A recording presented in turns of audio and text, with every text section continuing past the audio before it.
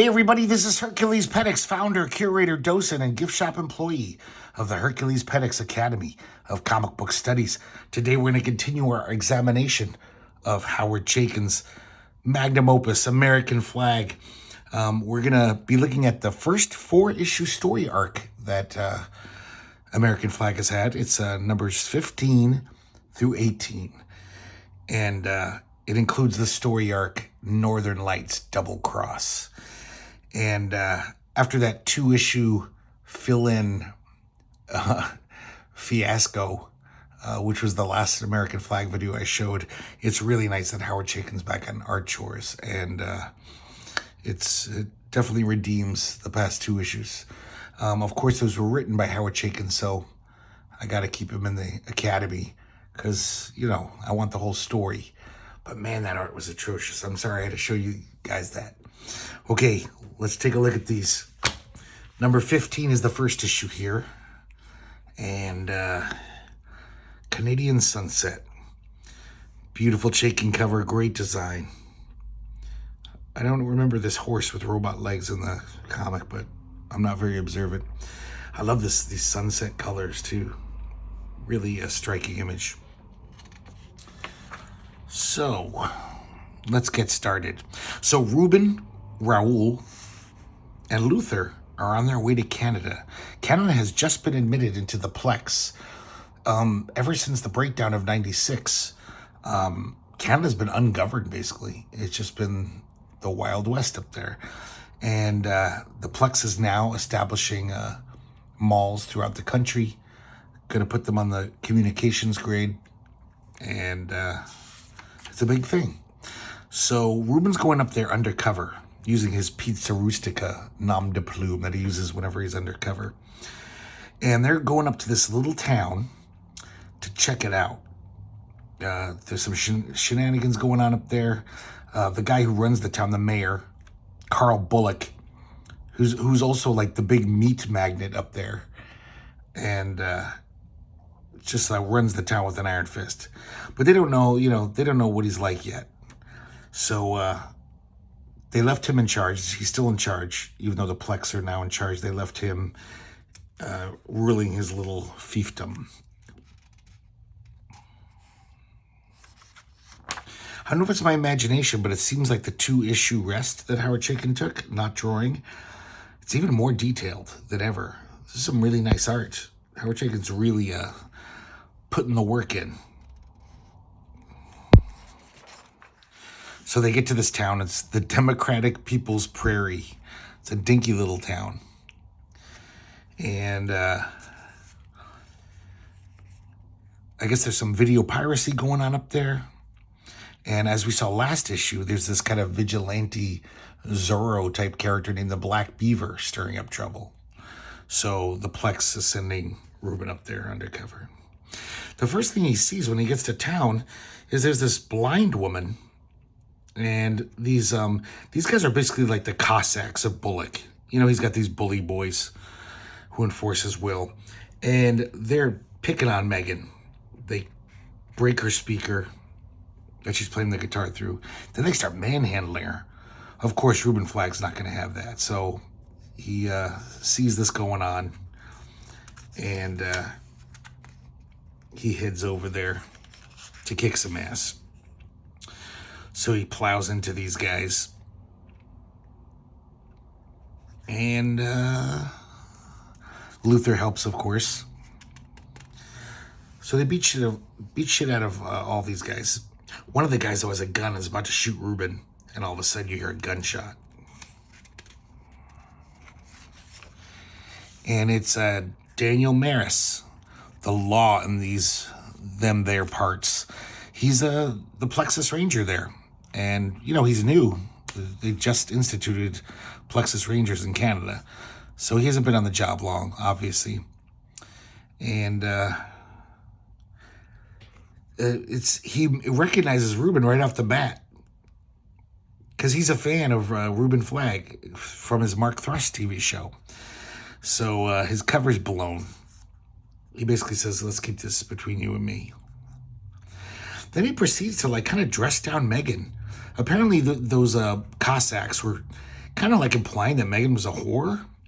And he basically says, if I get one more complaint of you soliciting, I'm going to lock you up. And Ruben's just like, dude, man, she almost got raped by these guys, and you're acting like she's at fault. So right off the bat, this Daniel Maris doesn't seem on the up and up.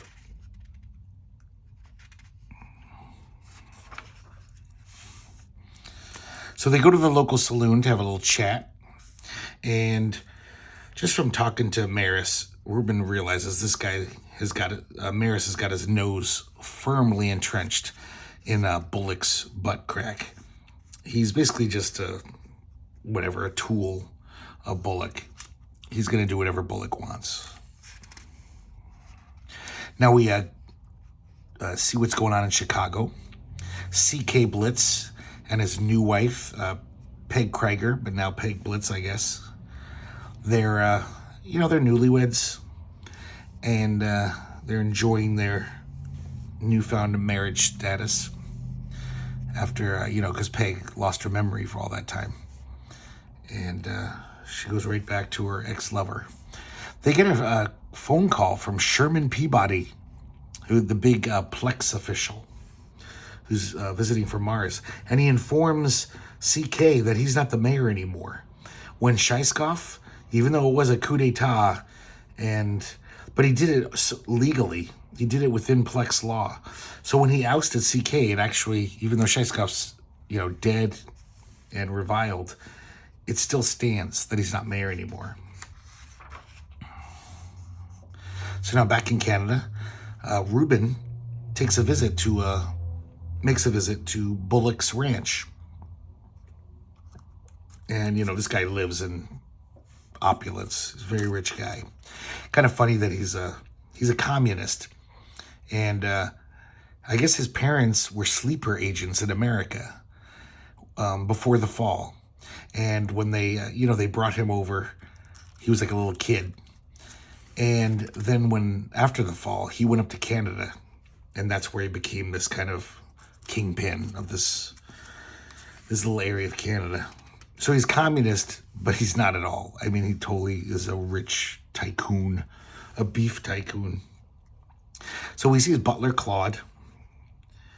And the first thing Bullock reveals is that he knows that he's Ranger Flagg, Rueben Flagg, not Pizza Rustica. And he's like, what? And Roger Maris is there, and he's like, oh yeah, I told him. And Ruben's just thinking, oh, that motherfucker, what a schmuck. And it's like, don't worry about it. Claude's like family, the butler. You don't have to worry that we're talking in front of him. And he plays it dumb. He's like, I can't understand half of what you're talking about anyhow, sir. So they basically hash it out. Bullock is like, yeah, I'm glad you're up here to take care of these video pirates and this black beaver guy.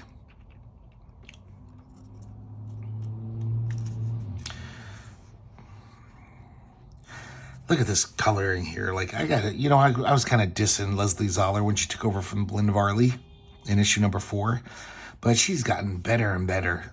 This is, I would think this is from the first 3 issues. Especially nighttime scenes. Just captures these really beautiful, deep colors. Very well. So, kudos to you, Leslie Zoller, wherever you are. So Ruben dresses down Maris for revealing his identity. Basically says, you fucked up.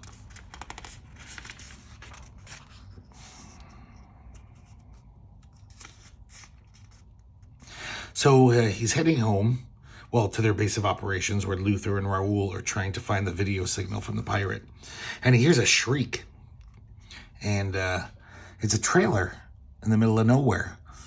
And once again, some of these Cossacks are fucking with a woman. And Ruben jumps in like a superhero. Look at that. That's some great action. And the guys pull a gun. One of the Cossacks pulls a gun and Tish bonks him on the head with a bottle of wine. Knocks him out. So it turns out she's the local prostitute. Her name's Tish 12 Trees. And Rueben learns a little bit more from her about Bullock. Bullock just seems like a bad character. He shakes down people. He, he takes a piece of the action of everyone's business. He's basically like a mobster. So she's very grateful for his help and for rescuing her. So, of course, because it's American Flagg, she shows her gratitude in a very Howard Chaykin-like way. And meanwhile, Luther and Raoul, they hear a noise outside. And it's Megan, the blind girl. She's got her little radar cane.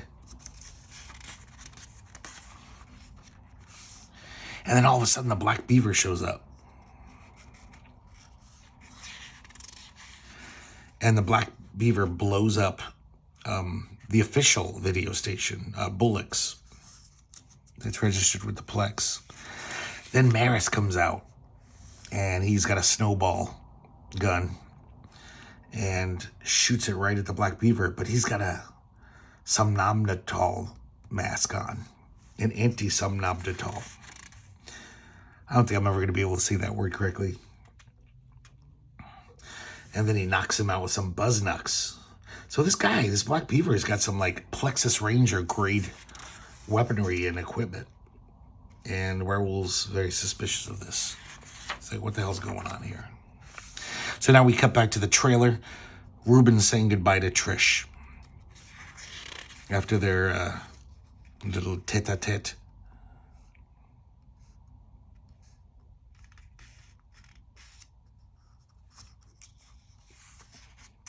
And Ruben's realizing that, like, yeah, this guy is a robber baron, basically. And as he's heading back into town, he hears that explosion from earlier of the video station blowing up.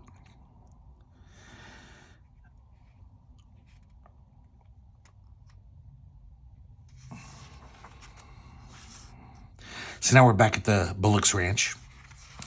And it looks like Bullock's just thinking out loud. He's like, man, Flagg's interference is more than we bargained for. Maybe we should reconsider. And his butler, Claude, just slaps him in the face.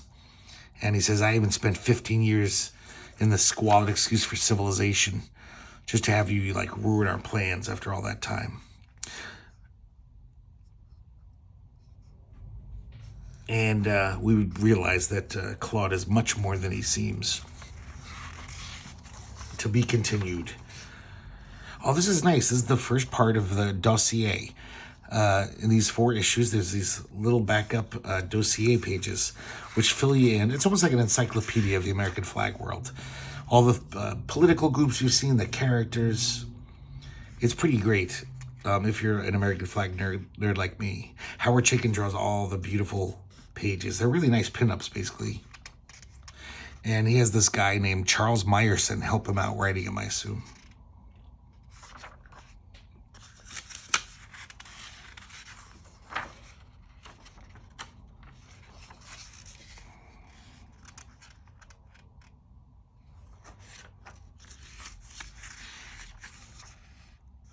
Nice stuff.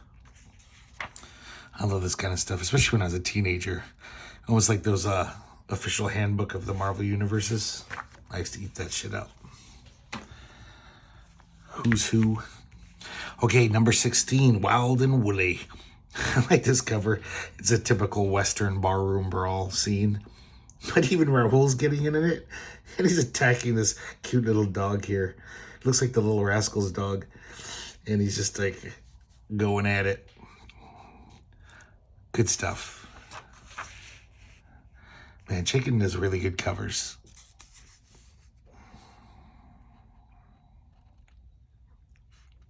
So now Luther and Rueben are, talking, figuring out what the hell's going on. And Ruben's got to go to this dance. They're having a dance in town to celebrate Canada becoming part of the Plex. And Tish is there. And Megan is dancing with the local priest, Felipe. So Rueben dances with Tish. I really like this splash page. These delicate colors of all the people's clothes. Almost like European style coloring there. And Chaikin's just drawing the shit out of these 4 issues, I gotta say. And Maris is up there talking to Bullock, and he's voicing his opinion that he's really does not like this Rueben Flagg guy. He used to idolize him. Now he's like, I don't know, hanging out with whores, this guy, kind of being a jerk. So Bullock gives a big speech. I guess it's the unveiling of the Plex antenna balloons that we've seen in every issue. That's how the Plex, beams their transmissions into everyone's TV sets. And that's a big part of the Plex, is, the propaganda of having everyone wired into their programming. And then someone hacks into it. Well, not just someone, the Black Beaver. As soon as they're up, everyone sees this and hears this message where basically the Black Beaver is condemning Bullock and his gang of Cossacks, talking about his crimes. He drives people from their homes. Anybody protests, he just shoots them, kills them. So it's a really bad government, and the Black Beaver's like a freedom fighter. But he also condemns the Plex for being part of it, for being party to his crimes. He's a bad guy. Not as bad as this guy, Star Child. This ad for some comic. Ugh, that looks terrible.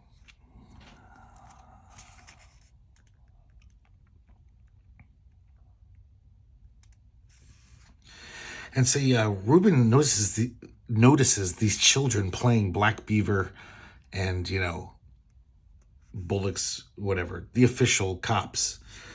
And he realizes from watching these kids that Black Beaver's the good guy. So Ruben's thinking maybe I'm on the wrong side here. So later on, he's in a saloon and gets in this little tiff with this old prostitute. And a big ballroom brawl starts. And the priest even gets in on it. He's a two-fisted priest. Conks this guy in the head.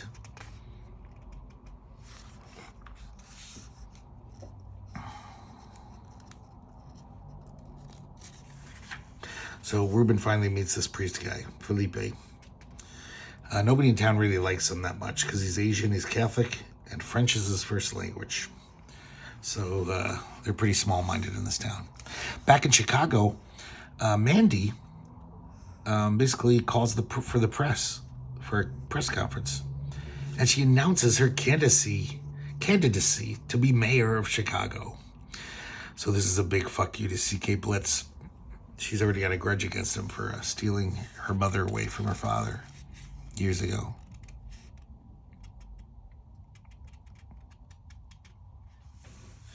So Ruben finds a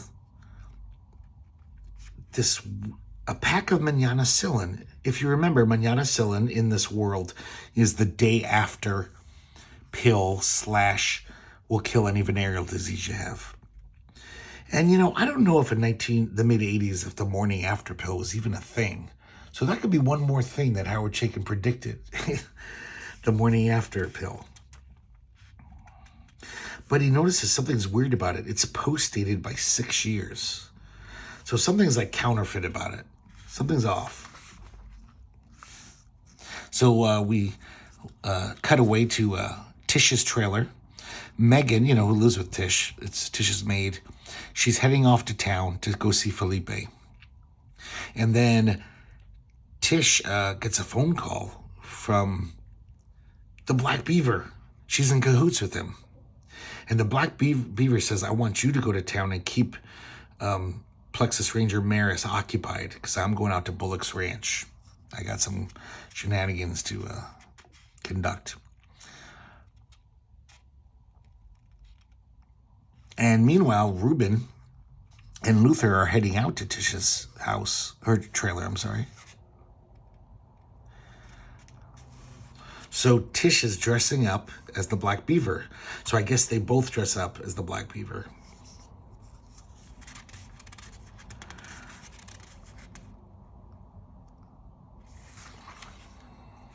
So Ruben figures, if anybody knows about counterfeit manana selling, it'll be the local prostitute. So she puts on a robe hastily when he knocks at the door, but Ruben looks down, he sees the black beaver boots she's wearing, and she pulls a gun on him. And, she's, as far as she's concerned, Ruben could be like one of Bullock's spies. And then Luther's robot arm crashes through the trailer wall and disarms her. And he reveals that his name is Rueben Flagg. This whole time she thought he was Pete Zaristica, like most people. And when they look into the trailer, they see a video transmitter.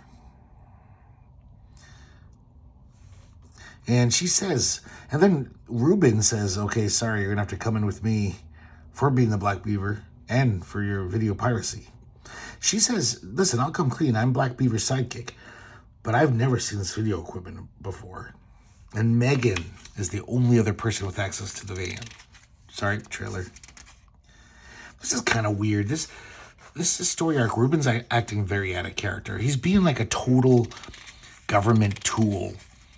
And usually Ruben fights against just for what's right, not necessarily for what the law says.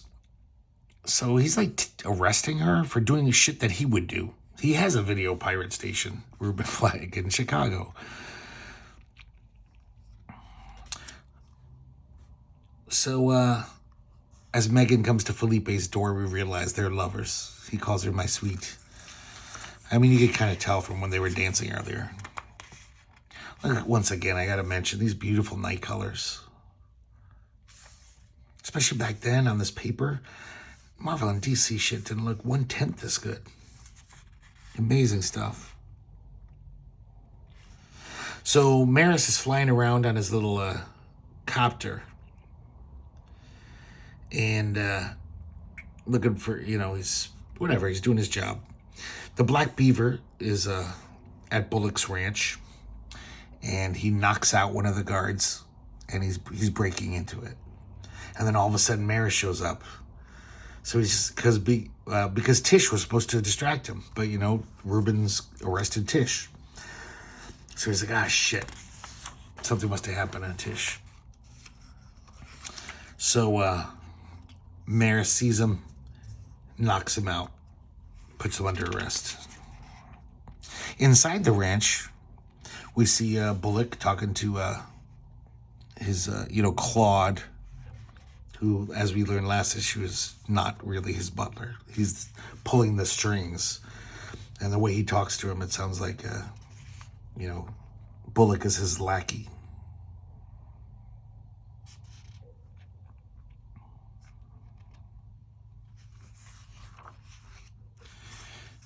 And we find out that, so he's, his real name's Colonel Satoti. And he's from the Pan-African League, which is basically like most of Africa and some of the Middle East. And for some reason, England is included. They're kind of like a fascist communist government. I'm sorry, more communist. They're also kind of really racist. So Satoti, he's been stuck here 15 years formulating his plan, having to pretend to be this guy's butler, a white guy's butler, and that is just chafing him. So it's hard for him to control his temper around this guy. And Maris shows up, holding with the Black Beaver in tow. He's like, hey, I got a surprise for him. And to be continued. We have more of these fun pages. I've never heard this mentioned in in American Flagg. They're talking about the products available in this future. Excelamine. Did that noisy Go Gang fight keep you up late? Try Excelamine for the extra boost you need to make it through the day.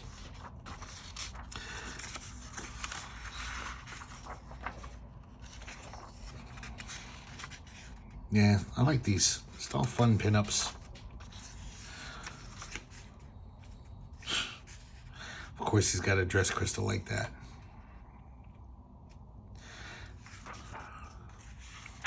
Yeah, there's the Pan-African League right there.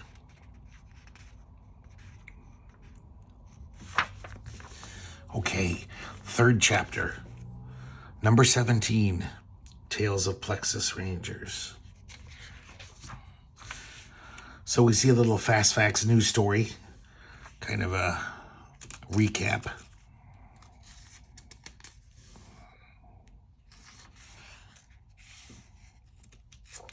And now we're back at Bullock's Ranch.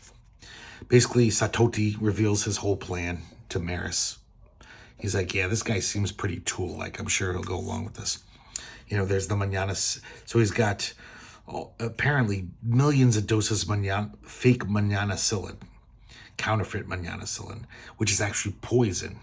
And since almost everyone in America takes manana-cilin, it's going to be devastating. This is what he's been planning for 15 years. And he's like, are you with us, Maris? And Maris is like, you know, this whole Marxism thing doesn't do a lot for me. Self-denial, no fun.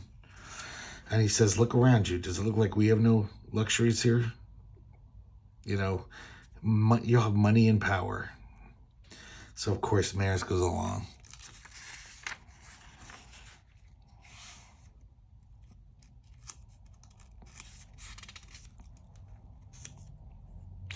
And he mentions, Satoti mentions Bullock's daughter. Because, you know, he's a full-on communist. So his daughter's been living in Africa.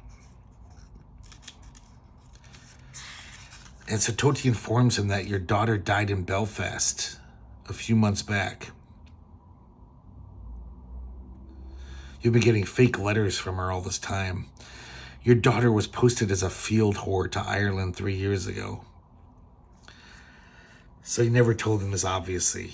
And because, you know, England, communist England is fighting the IRA in Ireland. So I guess she was a comfort woman to the communist British troops. So he's all like, you black bastard. You've abused me, but my family? And Satoti just takes a gun out and just shoots him dead. You know, because now the plan's almost near fruition. He doesn't need Bullock anymore. He's outlived his usefulness. Let me check something real quick.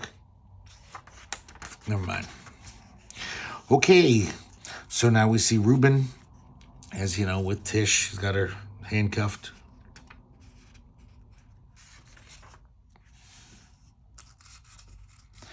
And then we cut back to the town. And Megan and the priest are having a nice time. It looks like they videotaped their own sex session. That's probably going to go on the pirate video station. Sorry to give that away, but in a few pages we'll find out that he's the video pirate. So the Black Beaver, his horse jumps right through the window, and he shoots the priest in cold blood.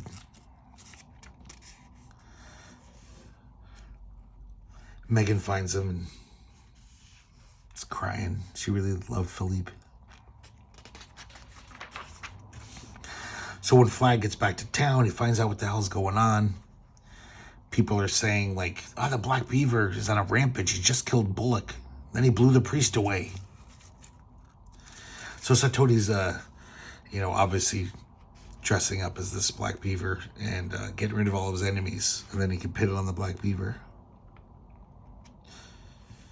Oh, here it is, where Rueben puts two and two together, realizes the priest was the pirate. That's why Megan put the video equipment under Tish's trailer. She was in cahoots. But Megan's gone. She's missing. And Maris comes up. And he's got... You remember he caught the Black Beaver? The real... Well, maybe the real Black Beaver? Not the one who's going around killing people. And it's Sam Luis Obispo, our old friend. And of course, Ruben's like, what the hell? They're both kind of shocked to see each other. Now we're back in Chicago. We see Medea talking to Mandy. And they haven't been very close lately. So Medea is very happy to tell her that, hey, that speech was very inspiring you gave yesterday. Now a bunch of people are running for mayor, including Jules, her Medea's ex-boyfriend, Cyril, who's leads the Video Rangers, and Desiree Marks is kind of under arrest. So, of course, Mandy does not like that. Man, that is some slick illustration.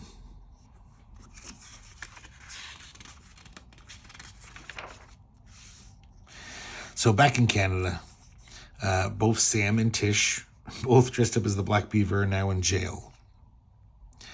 Still, like, it's kind of annoying. Ruben's just acting like, oh yeah, you belong here. You're the Black Beaver. Instead of like freeing them, you'd think he would.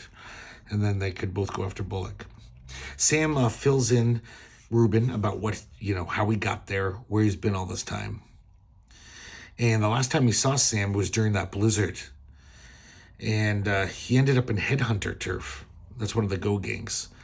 And they took all his clothes and just like left him naked on a freight train going north.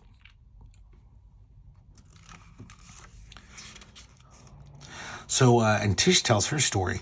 Her husband was the original Black Beaver. Bullock's thugs shot him dead. So when she met Sam, she's convinced him to become the new Black Beaver.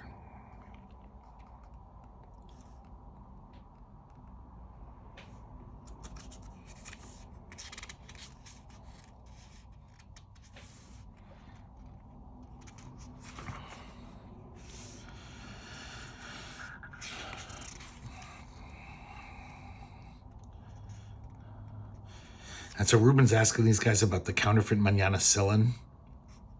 So he's on to this little plan. He's not quite sure what's going on, though.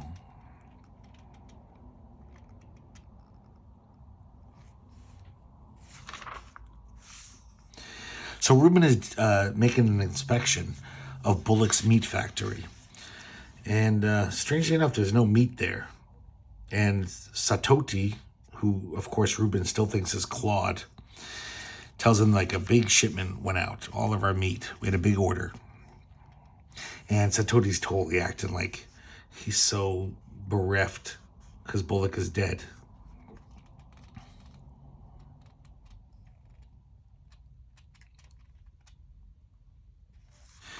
So Ruben realizes he's got to go to the railways, because he knows this guy's lying.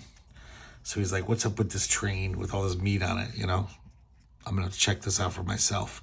A lot of Bullock's bully boys are there. Flagg takes them out.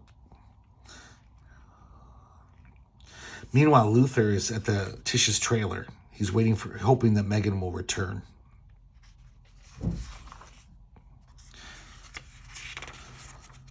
So Ruben is in this cattle car. And all the meat is, for some reason, these like brown plastic bags. And Ruben cuts one of them open, and they're all full of manana cyllin, this poisonous manana cyllin. And then we see someone drawing a gun on Ruben. To be continued. We get more of these fun dossier pages.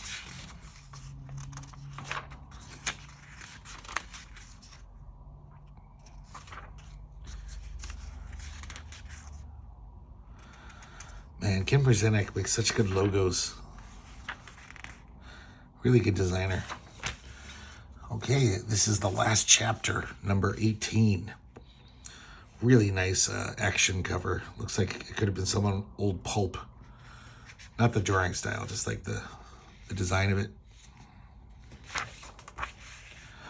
Once again, we see Fast Facts, the news show. And just giving us a little recap.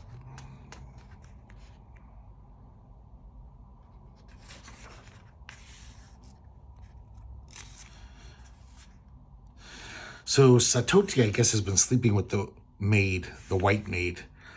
And he's basically calling her a mongrel. He's a pretty racist, this guy.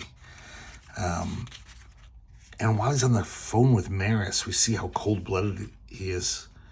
He just snaps her neck while he's just coolly chatting with Maris. And when Maris asks about the sound, he says, oh, I just broke a pencil.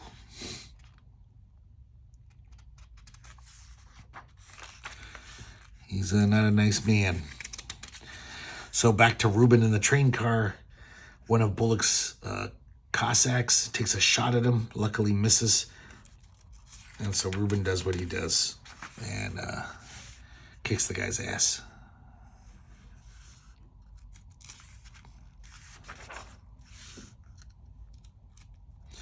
So basically, there's another, the guy's not knocked out totally. So he basically says, you know, he's got a gun in his mouth. And he says, you better tell me what the hell's going on. I'm sick of this shit.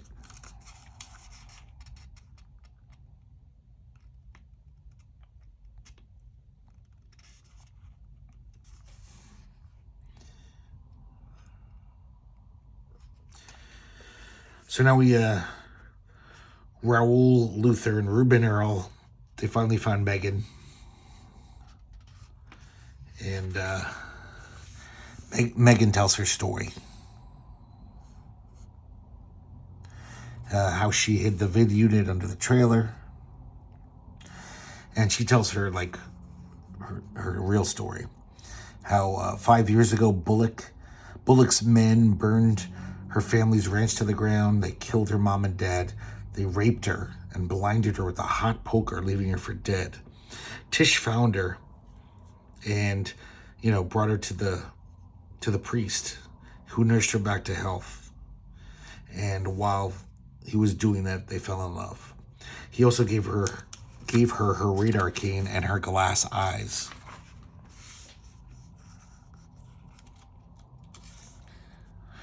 So as soon as she was well, she went to work for Tish. She became Tish's maid. And so Raoul has another little bit of information.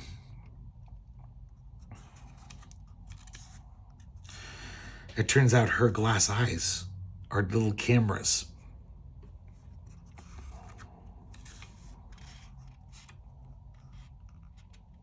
So Rueben comes back to town, goes to the station, and starts beating the crap out of Maris. And he says, where's Sam and Tish? He was like, I couldn't stop them. There was basically a lynch mob. They dragged him out for a kangaroo court by Hangman's Tree. Man, I really like this page. It's just great Ken Brzezinski lettering, amazing lightning bolt, the coloring. That's some good stuff. So here we are at Hangman's Tree. Sam and Tish are about to be hanged. And so Toadie's egging everyone on. And a shot rings out and breaks the ropes. And he tells everyone the plan, yells out to everyone.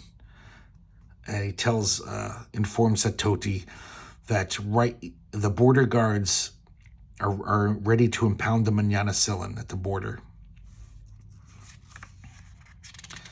And I've got Maris, and he's squealing like a pigeon. I guess pigeons don't squeal. He's squealing like a church mouse. I don't know. And Megan says, that's the voice of the man who killed Felipe, I swear. So Rueben tells him the jig is up.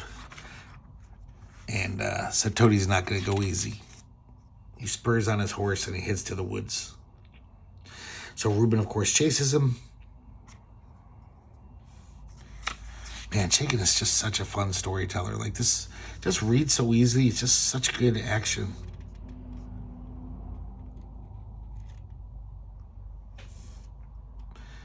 So he knocks Rueben on his ass and rides off. So Ruben's kind of walking around the forest looking for him. And all of a sudden he hears this god-awful sound, and it's an underground hangar, and a jet comes out. Of course, Satodi's in it. Ruben's trying to break his way in, and Satodi informs him that he's got enough napalm to torch the whole town. This is goodbye present, his farewell present. So he says, Luther, stop him. And Luther grabs, I don't know what the hell this is, but he throws it at the plane. As the plane's taking off, it knocks Luther off his ass. It even makes his hologram head disappear. But Luther did some damage. So as he's trying to gain altitude, the plane blows up. Baba fa boom. I like how Bruzenek is so modernistic with a lot of his lettering, but then he can pull off some like classic, like almost looks like EC Comics. Some really classic old school lettering for special effects.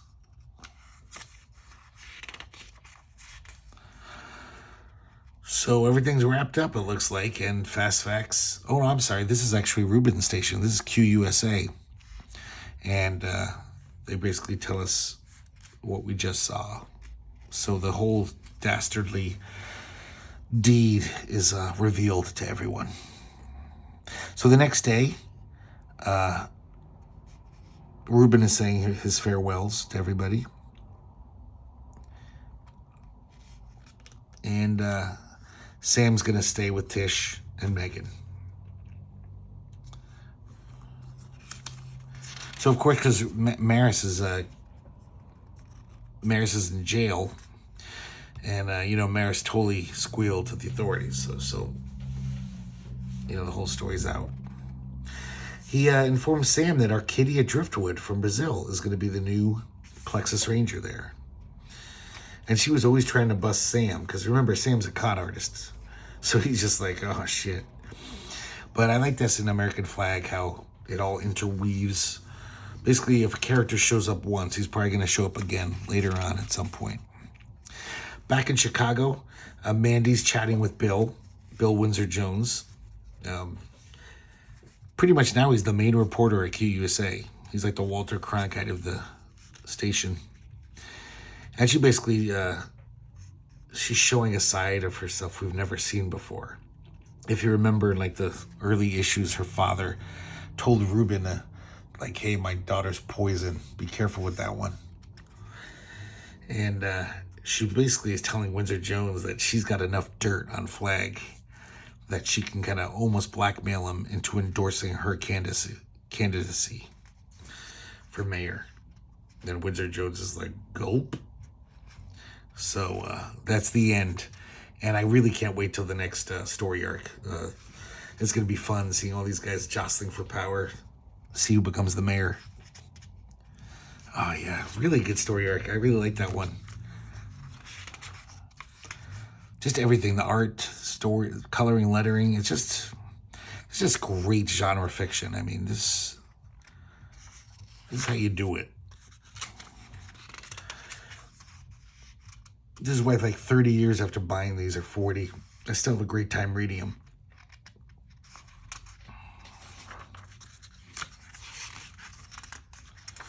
More fun pages for the dossier. And that's it. Northern Lights Double Cross is done. And I hope you enjoyed it as much as I did rereading it and talking about it. And thanks for watching. And I hope you can make it back here next time, here at the herculespetix Academy of Comic Book Studies.